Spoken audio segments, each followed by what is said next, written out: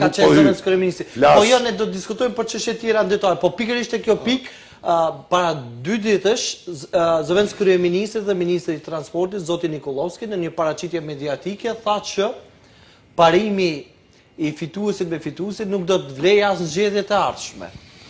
Pra, jo, e drejtë, kjo çështje tha është thyer shumë më herët nga BDI dhe më nuk do të vlejë. Pra me një farë forme paralajmëroi që edhe në zgjedhjet e ardhshme kushdo që humb. Ma këtu është gabimi, sepse kjo është dëshirë e Nikolovskit.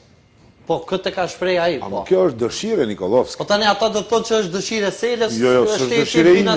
Unë po them, në qoftë se këto e kanë këtë dëshirë. Po. Sepse në fundit. Kush është BDI-ja që të thirrët në emër shqiptarëve?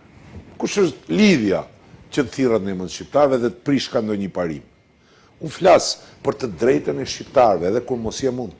Dakor, po kjo si do të bëhet? Kush është Nikolovski që të flase, aq më pak kush është Nikolovski që të flase se si duhet votojnë shqiptarët dhe për këtë duhet votojnë shqiptarët. Jo, me fjalë tjera i tregoj që e pavlefshme është vota e shqiptarëve. Atë lutem. E pa ja të do. Për këtë do ju votoni. Prandaj argumenti aty mu nuk më punë hiç. Unë veç mund t'i imponoj, t'i marrë votat dhe t'marrë legitimitetin, dhe shef ti pastaj si këndonaj. Po prandaj po thamë se argumenti ati po bëhet në praktikë. Unë i shof argumentet e ty. Po materializohet në praktikë. A bedin, nuk e një drejt, unë i shof argumentet e ty. Se kur unë torturohem, jo nga unë, po nga shpifjet edhe të aktorëve të politikë dhe të mediumëve, me iden qeveri dhe YSL-a, disa baste janë vëndu prej një anare deri sot. Do që i kam tafërt i kam fitu, kam dhe lërë, fleni me dhe se kotë mua bete janë ato.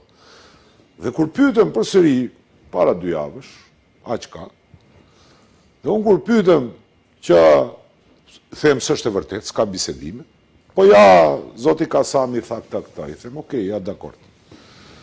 Zoti Kasami, në qoftë se i pranon kushtet e mia, hajde le të vije bashkë me Zotin Mexhitin, të ulemi dhe bashkarisht të kushtet ja vendojmë Mickovskit.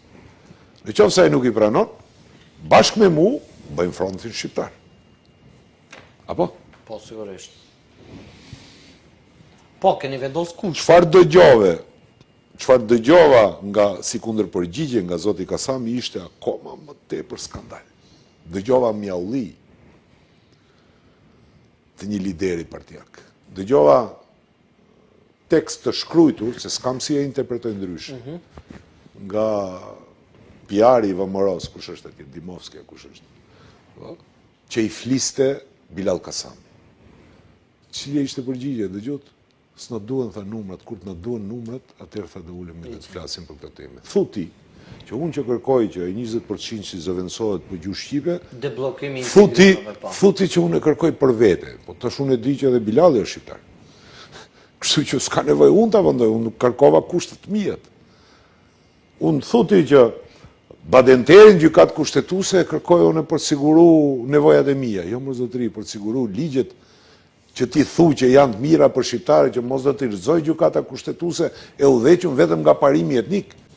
Thuti që Bashkimi Evropian që nga vetëm për mu dhe ai se ka premtu, ka nënshkruar ai që s'bëhet pjesë e qeverisë, po së bën.